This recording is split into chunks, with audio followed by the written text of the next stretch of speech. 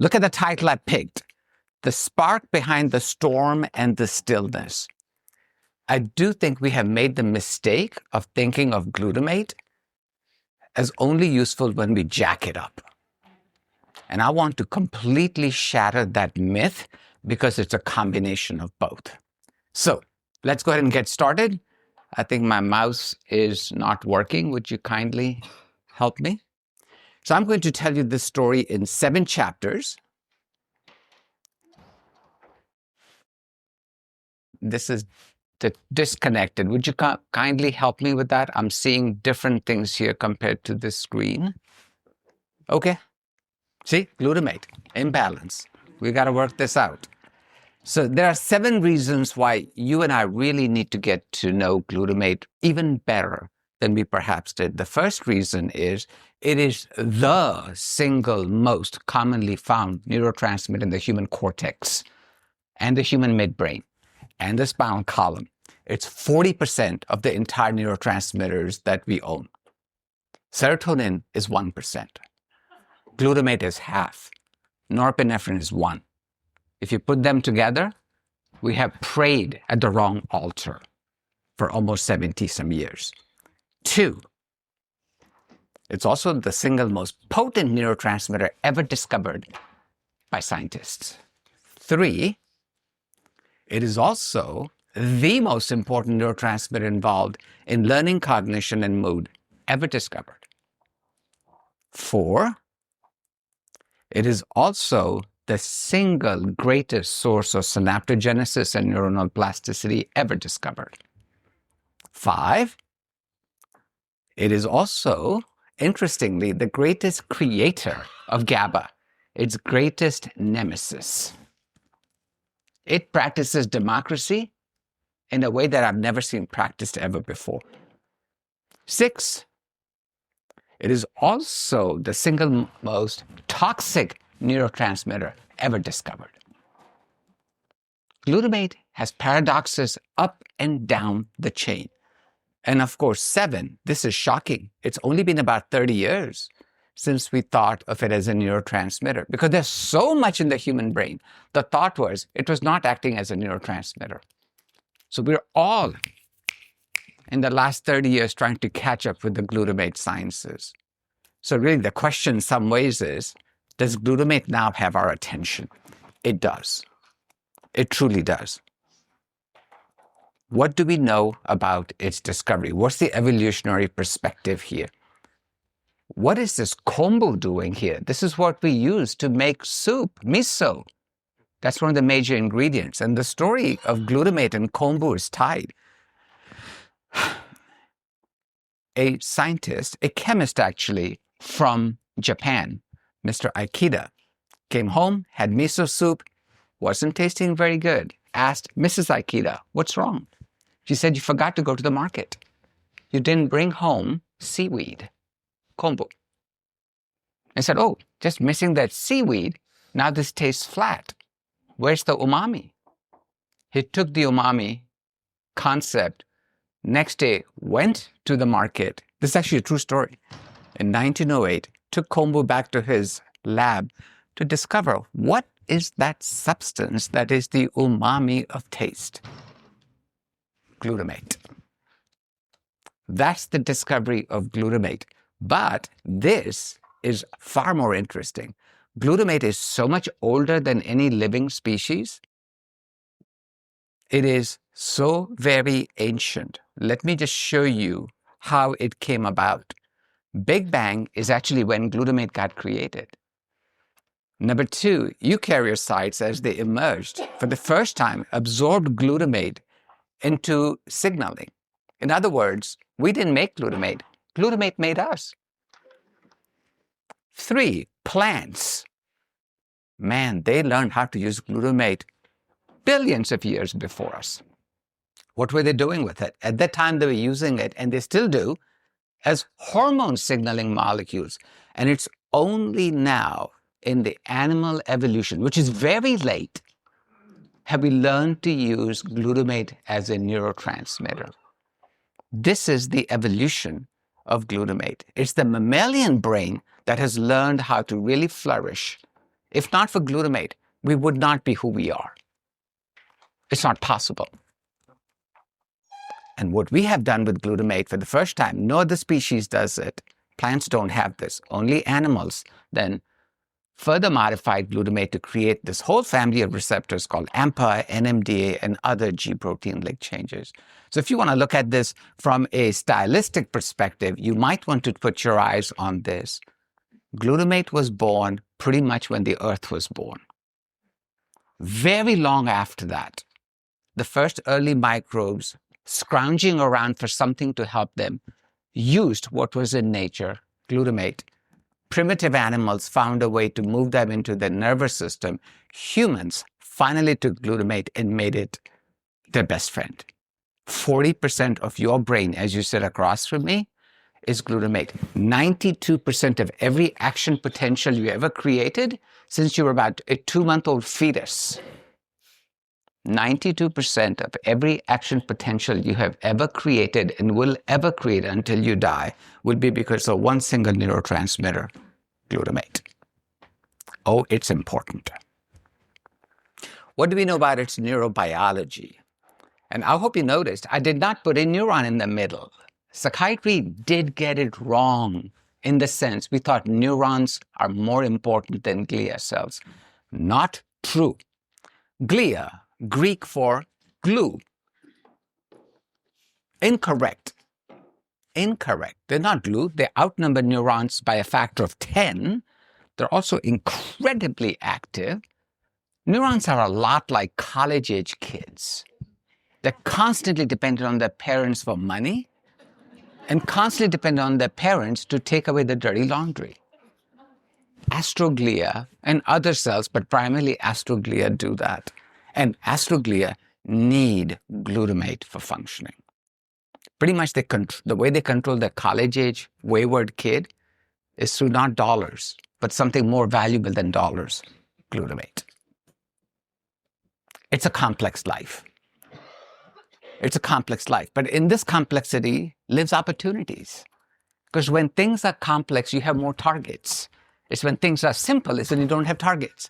That's why the serotonin world has been so flat for the last 30, 40 years, because we hit a glass ceiling the moment, literally, when we discovered Prozac. Oh, we went up an inch or two when we discovered atypicals, but look where we are. What progress have we made in 30, 35 years? Zero. Because how do you go if there is no complexity? So we'll be walking our way through these complexities in just a minute or two. But please get to know, despite what you and I got taught, that glutamate is present continuously, it's not. It follows two very different patterns. And in psychiatric illnesses, both are impaired. There's excessive burst activity, which leads to panic, anxiety, rumination. But they also have impaired drip, drip, drip irrigation abnormalities, which leads to underlying fatigue, dyscognition. So when we offer interventions to our patients, it's flat out illogical to think of only just one or the other.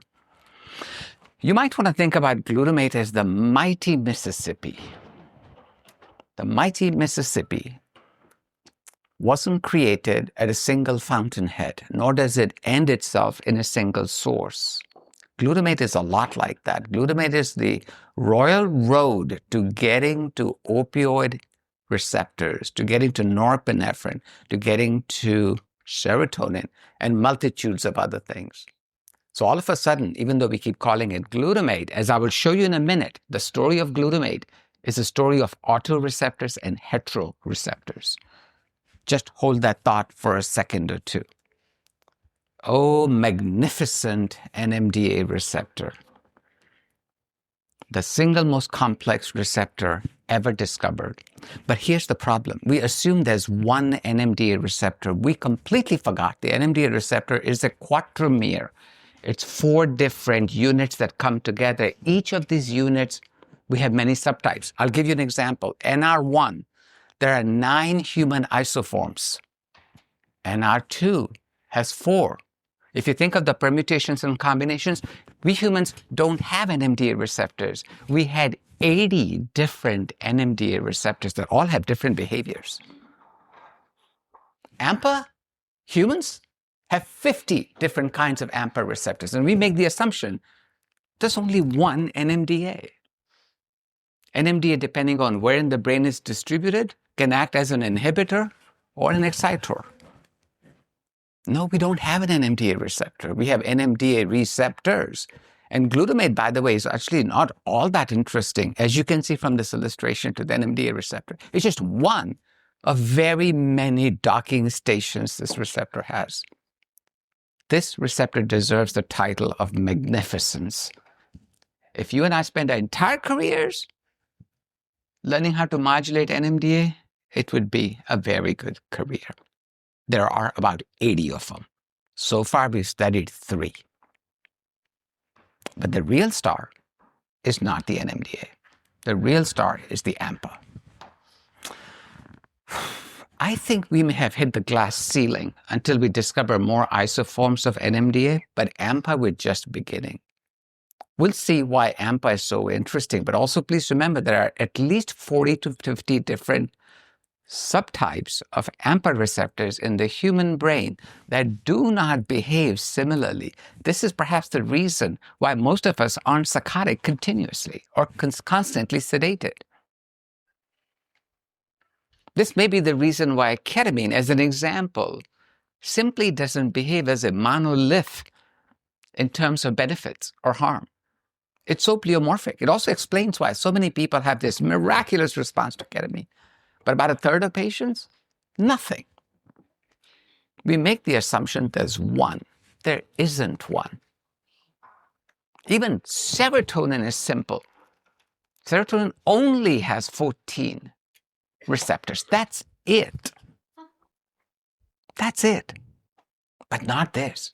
So if you put the AMPA and the NMDA, and then you start to about kainate, then you start talking about the multitudes of metabotrophic receptors this neurotransmitter has.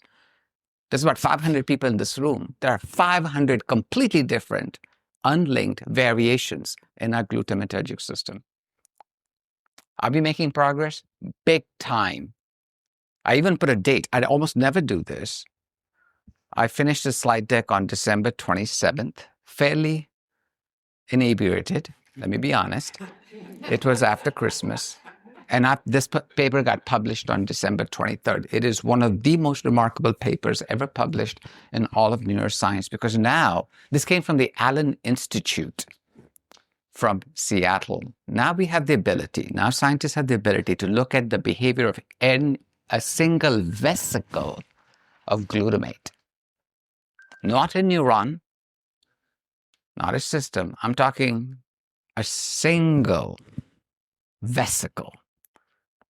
As a result, expect our ability to understand medications, to develop medications, to individualize treatments, to expand dramatically.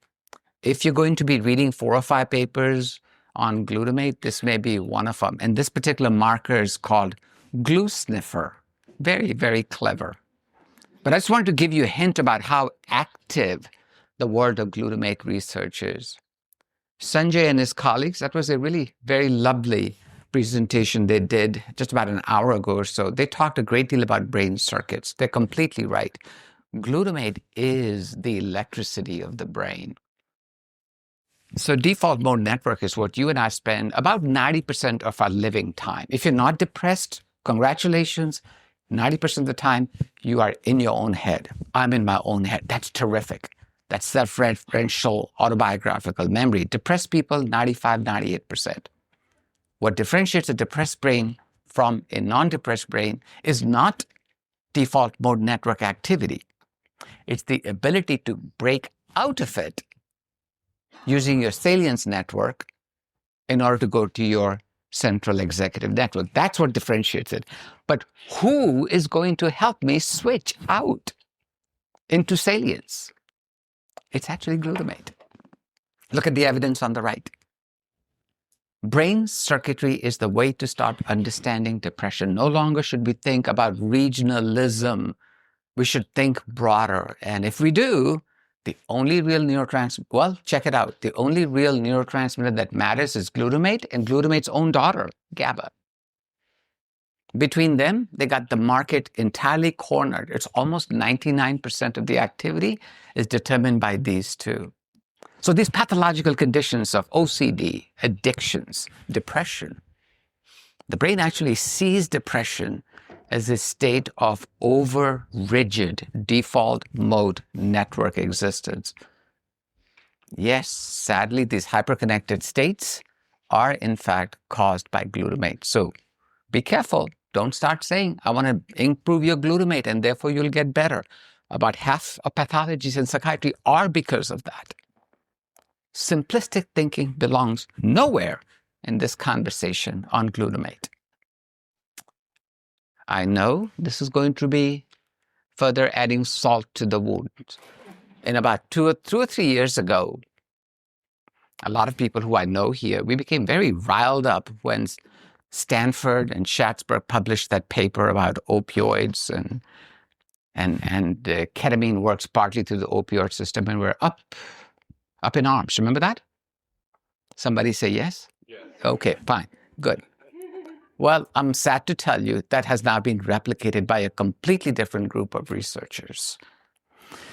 And this is coming from King's College, very good people. I know these people personally. They have demonstrated one more time, and this time using MRS signaling. So now the believability of this data has gone up. Part of the way ketamine works, what percentage, I'm not sure, but at least 25, maybe perhaps more percent, is to the opioid system. That is both an opportunity and a risk. You heard David's conversation right before me, where he alerted you, cautioned you, watch out. This is one of the reasons he's asking you to watch out. This may also be the reason why ketamine occasionally suffers from a problem of tachyphylaxis, poop out. So I'm not here to paint ketamine in a good light or a bad light. It is what it is. But the evidence now is quite convincing that the opioid system is involved. But by the same token, Eva, yesterday you had a great talk on liminal approaches to ketamine. And I think you were right. Love is at the center of it. But is it oxytocin? That's what we got told. Not so much. Oxytocin is entirely subservient to glutamate. Entirely. Oxytocin doesn't know how to be released unless glutamate says, it's okay, you can come on out and play. So the electricity of love, convincingly, is actually glutamate. You guys ever been in love? Ever felt lust? Yes and yes. Ever felt the loss of someone leaving you when you don't want to be left? Well, you should thank glutamate for all three of the above. It is. It's quite convincing. And we even know which brain region lights up when you feel love, lust, or loss. Glutamate. It is the glue. You guys doing okay? Okay, we're 20 minutes into it. The torture is just beginning. So let's go. Let's ramp it up. So far we've had some fun, but it's time to get to work. Glutamate and psychiatric disorders. Oh, this is the curve. This is the curve that we get lost on. What are we aiming for, guys? What are we aiming for? Do we want to increase glutamate? Do we want to decrease glutamate? Which one do we want to do? And perhaps we can take the question even one further level up. Are we wanting to do both in the same human brain at the same time, but in different regions? Are we ready to think about glutamate as if it's 2026? So I will let you answer that in a few minutes. But at the moment, please realize, way before a psychiatric illness arrives, stress diathesis arrives. We tend to think about disorders as you didn't have it and you had it. It's like a myocardial infarction. I don't think there is such a prodrome to myocardial infarction. You have it, you don't have it. Stroke. You didn't have it at 12:03. At 12:04, you have a stroke. But that's not true for psychiatric illnesses. And this is where the opportunity with glutamate is. I'm going to do a lot of conversation about non-pharmacological treatments because I think, hate to tell you this, as I'm looking at you and I look at the man in the mirror every single day, I think I'm very biased towards medications. It's not right. The role of stress in glutamate pathology is profound and actually increases glutamate. Stress typically increases glutamate, and that itself is a cascade. You don't believe me? I can convincingly show it to you. Look at this data. It's very new. Just came out last year. Almost all the references I'm sharing with you are from last year because so much happens in the world of glutamate. We're looking at schizophrenia. But schizophrenia has acute psychosis or first episode psychosis, or you have someone who's had it for 40 years. They both have glutamate pathology, but in completely different directions.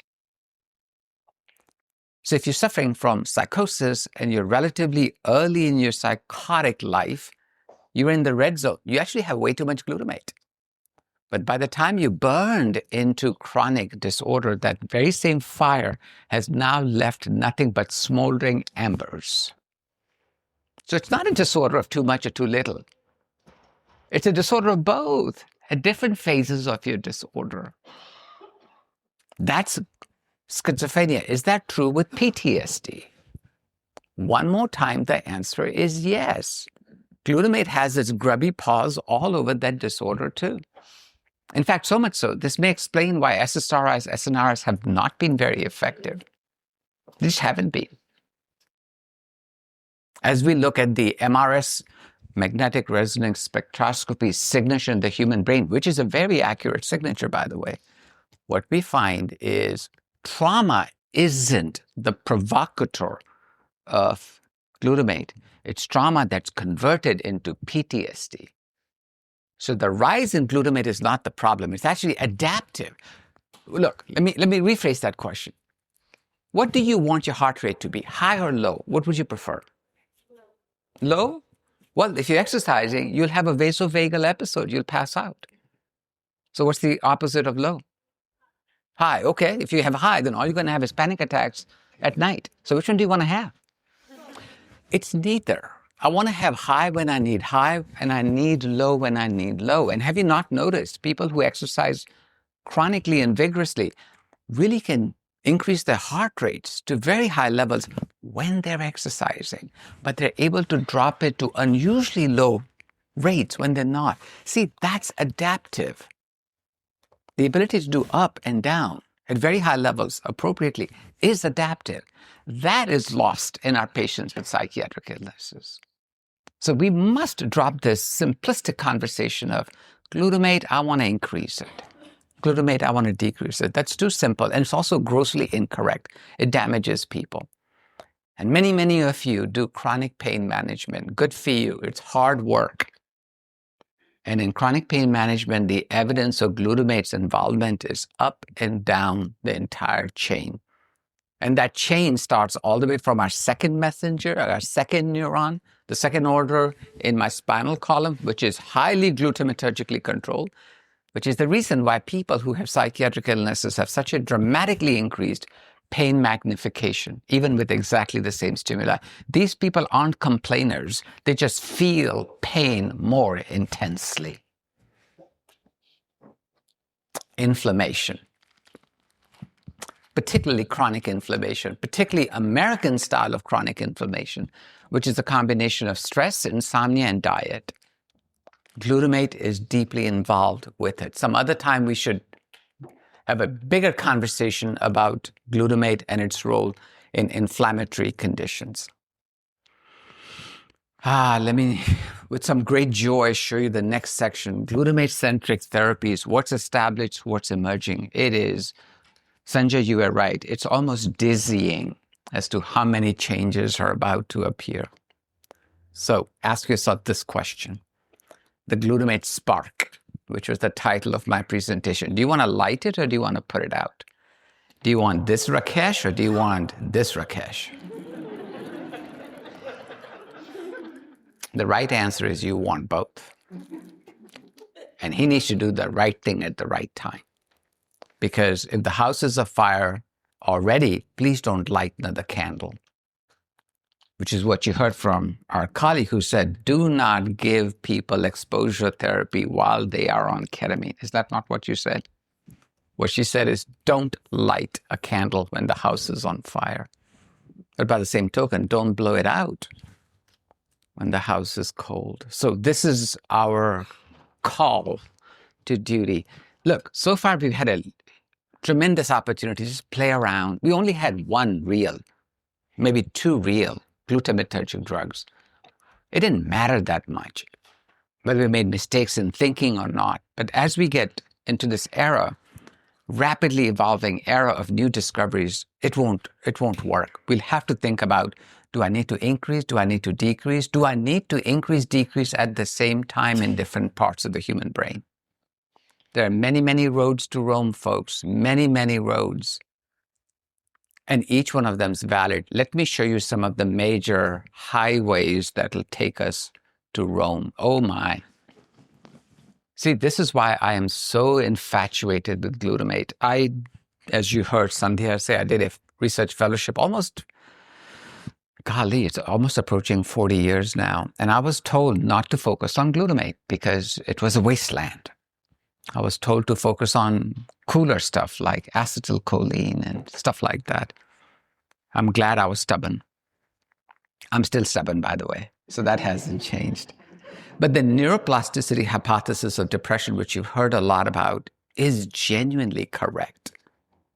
I started out kind of worried that it was just a fad, but the data is replicating itself. And if you could squint, look at how many targets we have to improve neuroplasticity. Ketamine, I know this conference is called ASKP. I'm aware of that. But ketamine is a relatively poor second cousin. And ketamine's days are numbered. I do believe in the next 10 years, this meeting will not be called ASKP because it won't fit. We don't have a meeting called methotrexate-centric interventions, even though we love methotrexate for its importance. There's no annual meeting focused on aspirin anymore. There will be no meetings focused on ketamine in 10 years, which is not to put down ketamine. It's just to kind of talk about the progress we're about to make, I believe. But let's see. So let's do this. Let's do a deeper dive into this, but this time, look at it from a phenomenological perspective. Glutamate is not an antidepressant. It is so much bigger than that. Just looking at the data, it's quite clear that, okay, let's think about an elevator. An elevator moves from the ground floor to the 30th floor. But here's the question. How? Did something push it up or did something pull it up? SSRIs, using that as an example, seem to be push-up drugs. They seem to work much more on the limbic system, and therefore the perception of depression is reduced. Glutamatergic drugs appear to be pull-up drugs. That's why when you look at things like, completely different symptoms such as energy, happiness, enthusiasm, resilience, glutamatergic interventions improve it in a way that we simply don't see with other interventions. In other words, the approach to treating psychiatric disorders with this class of medications appears to be very, very different. I actually don't even think they're antidepressants. That's a side benefit of them, but I think they're much broader than that. I think they're resilience enhancers. And when resilience is enhanced, of course, the symptoms of depression and suicidality diminish. They are very fast, as you can see in this data, but please be aware, a large number of patients, up to 50% of patients do not see the improvement. We must be careful not to let a strikingly impressive p-value or an effect size. We should not let that fool us into believing this is what most patients get. They don't. In other words, if you keep focusing on NMDA receptors, you, being you the specialty, we will not be treating a lot of patients adequately. NMDA receptor is the least interesting of all glutamate receptors. It is also true that's the one today we know how to intervene with, but that shouldn't change the fact it's actually not all that interesting. Boy, you guys aren't kicking me off the stage. That's very kind of you. Because I'm being pretty rough on both, not rough, I think I'm being pretty honest on both ketamine and on NMDA. There are many approaches to it. Nitrous oxide is certainly one of them. The reason why I'm drawing your attention to this is because this is under very active investigation in phase 2 and phase 3 studies. And it's being supported by a very unusual player. The American Foundation for Suicide Prevention, which is typically not an organization that funds research, is actually funding research at WashU, at Washington University, looking at this as a suicide intervention that can be used in emergency room settings. Okay, some updates. Let me offer that to you. Does 1 + 1 equal what? Well, how do we do 1 + 1 with NMDA receptor antagonism? But today we only have 2 tools. This is the only paper I found. It actually came out this year. And this is the only one at the moment. It's only got 3 patients in it. But we got to start somewhere. These are patients who were not doing great on esketamine. They were then augmented with dextromethorphan bupropion combination. It's by a group of researchers I really trust. John Zajica and colleagues have been for 30 plus years doing great work at Rush in Chicago. And this is what they found. This is an opening shot across the bow, but it does tell us even the NMDA receptor, if it is approached from different angles. Please remember, the way ketamine approaches NMDA receptor and the way dextromethorphan approaches the NMDA receptor are actually different. One is non-competitive, another one is uncompetitive, which mechanistically matters to the receptor. 2 out of 3 of these patients converted into responders. One actually had a terrific response, one had a decent response, but the third patient had no benefit. It's the rule of thirds here again.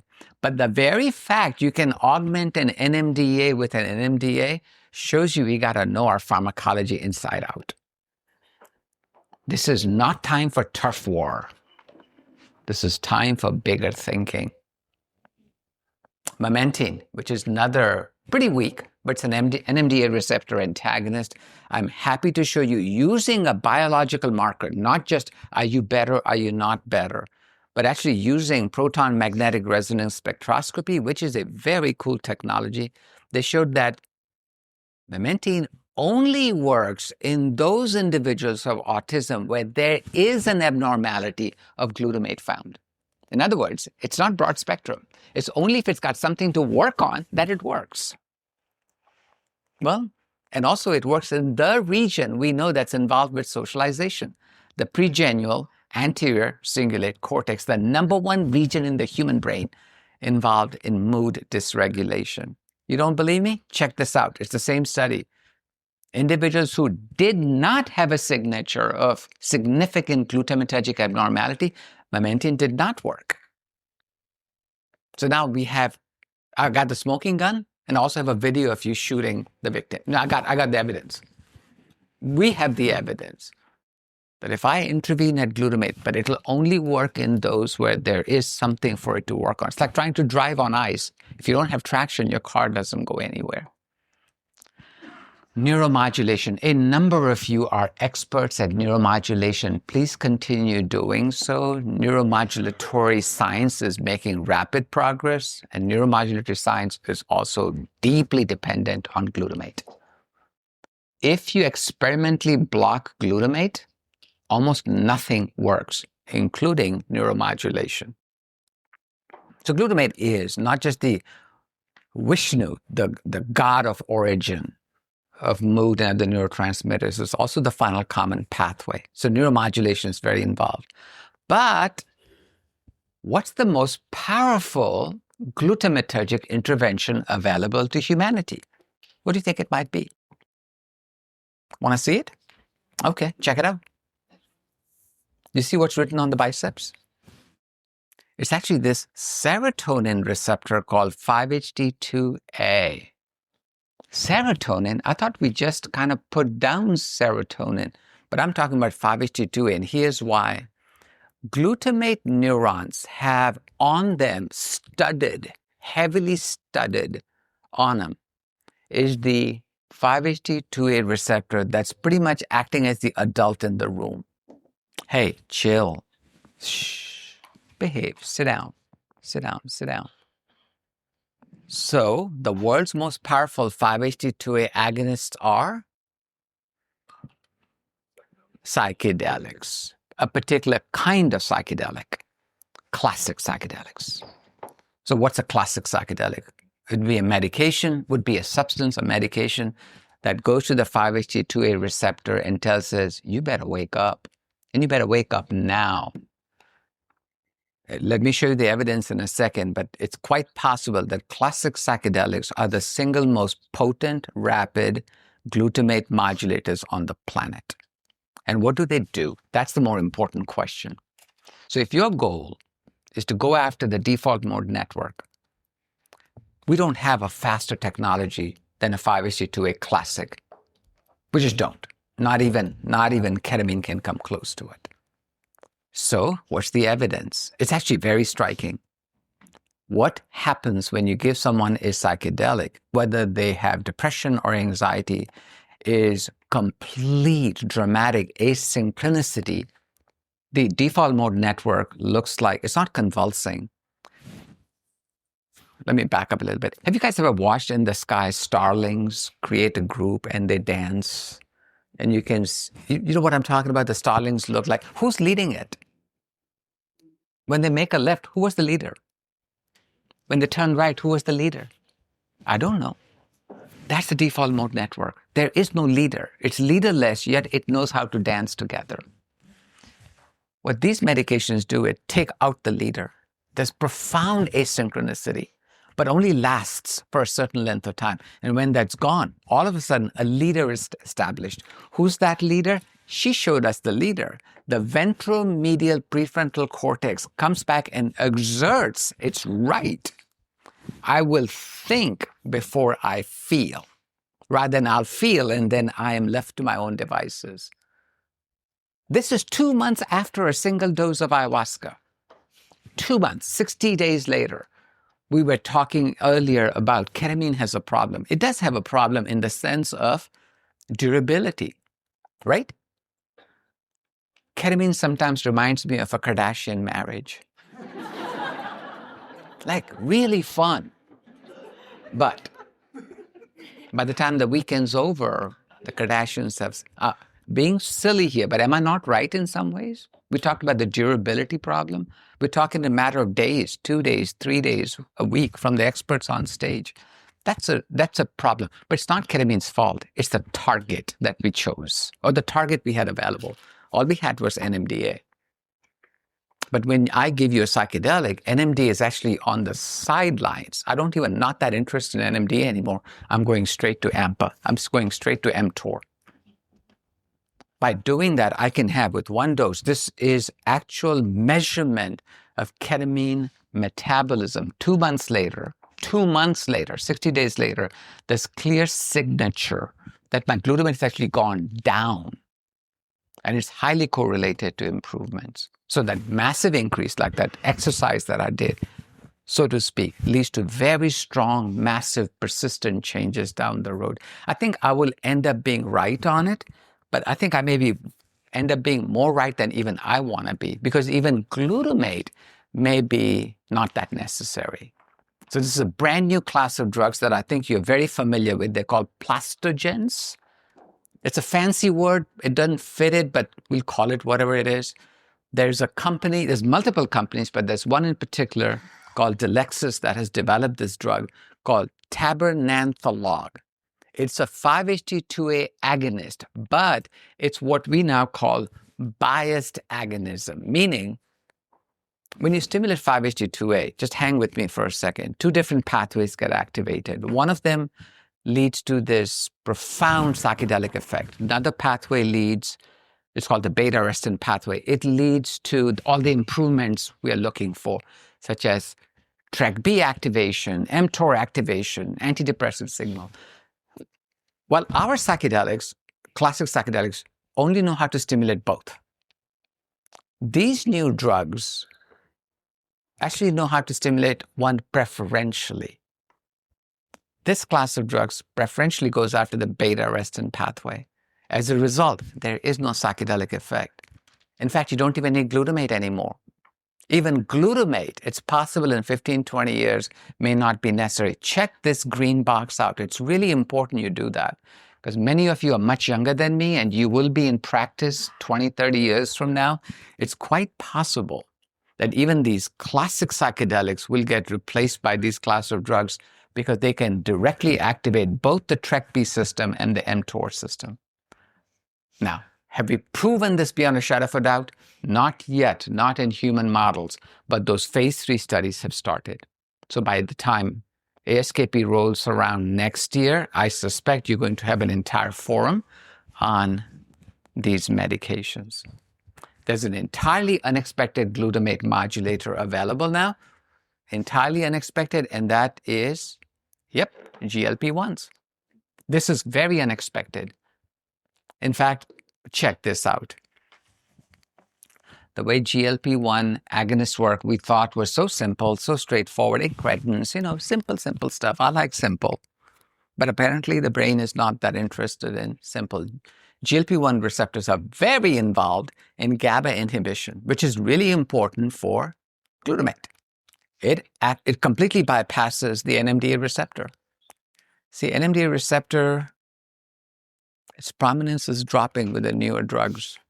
Goes straight for AMPA. And AMPA stimulated, of course, the evidence is quite impressive that BDNF goes up, which of course is through the TrkB system. So when a lot of our patients who are going to get, for a variety of indications, GLP-1s, it's quite likely we're also offering them a glutamatergic intervention. More on this to come, obviously, in the next few years from Manish and from other colleagues, including us. Okay. Are they bitter rivals, NMDA and AMPA? Is this what they are? Jealous? Or is this what they are?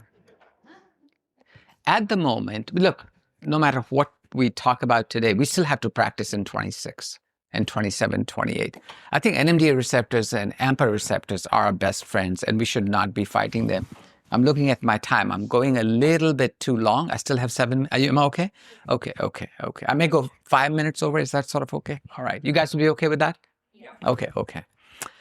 So this is a class that you want to get to know. NMDA receptor positive allosteric modulators. We have struggled hard to come up with good compounds, but I will tell you, every failure has led to improvement. Every failure, and we've had failures, 20 failures, 30 failures. But because of every failure, we're coming up with drugs like, for example, the last one, the zelquintinel, which is based on rapastinel, which did fail badly. But because that failed, we have better compounds in either phase 2 or phase 3 studies. What would be the advantage of that? Huge. Because now, if you got an NMDA receptor positive allosteric modulator, it'll only work when you need it. See, positive allosteric modulator. So the chances are the side effect burden of these drugs would be very different. In fact, NMDA targeting antidepressants are being developed, but the goal is to go after the AMPA receptor. There seems to be almost 100% convergence in the field that we may have hit the glass ceiling with NMDA. But the AMPA, we're just starting. We're just starting out. In fact, this is where the next 2 slides are where I think psychiatry is going to be thrilled that now that we have direct ampakines that have failed, and as a result of the failure, we have better ampakines, we can now go after mTOR, and there's one particular in compound. I have underlined it for your interest. There's several. There's so many that I think we might have as many ampakines in the next 5 to 10 years as we have SSRIs. We have 6 SSRIs in America. There's no reason we can't have 6 ampakines in the next 10 years. The leader is osavampator. It just published, when I say just, in the middle of 25, its first phase 2. Impressive. Like, shouldn't have been that impressive. And as you can see at the very bottom, the current status is there are 2 large multi-center randomized phase 3 FDA quality studies progressing. If this hits, in the next 24 to 36 months, we will have our first AMPA available. And it's an oral drug. There are also intravenous, short-acting 5-HT2A classic psychedelics in development. Bertisiocin, coming from Big Pharma. This is Big Pharma's first true psychedelic for intravenous use. It will not touch NMDA. It'll only be a 5-HT2A agonist of profound ability. It makes psilocybin look like a well-behaved pussycat. Comes roaring in like a tiger, but also leaves clean, rapid, patient dischargeable in 3 hours. A very different world is about to come at us. But look at the right, very old drug, scopolamine. Scopolamine is an AMPA receptor glutamate surge compound. Has very good data. It's now being studied in late phase 2B studies for major depression. See, those of us who call ourselves interventionalists, I genuinely think in 10 years, it'll be a very large cupboard. Right now, our cupboard is, well, relatively bare. But look at the mechanism it's going after. Muscarinic acetylcholine antagonists. So this is a very small list, a very short list. And I did that only because I don't have much more space on it. But there are, I would say, between 40 to 50 different drugs in development that are all glutamatergic. I published a paper in 2024. It's the only paper I've ever written where there were 600 references. But needed it. We're talking about glutamate. It's a 24 paper. It's already horribly out of date. That's how rapidly progress is happening. Okay, this is a section I've been dying to present to you. So far what we've done is, I think, interesting, but this is what I'm wanting to talk about. And this is an admission on my part that just because I have an MD degree behind my name, I've actually made the mistake of not appreciating how important non-pharmacological allies are. In those of us who want to help our patients with glutamate, I really want you to, on this section, think with me. The only intervention we've ever found that does both at the same time, increase glutamate and increase GABA, is physical exercise. Just do this.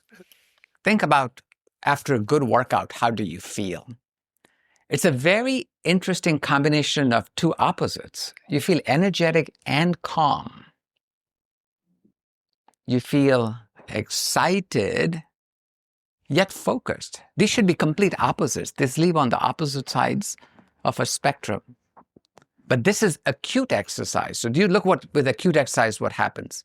Glutamate and GABA go up. But look what happens in those of us who exercise on a chronic basis, who are regular exercisers. Actually, glutamate goes way down. That's a very good signal.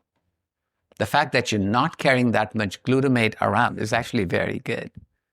So let's go back. What is your goal? Do you want to increase glutamate or do you want to decrease glutamate? And of course, the answer is physical exercise is perhaps it's the closest to the perfect glutamate modulator I've yet found.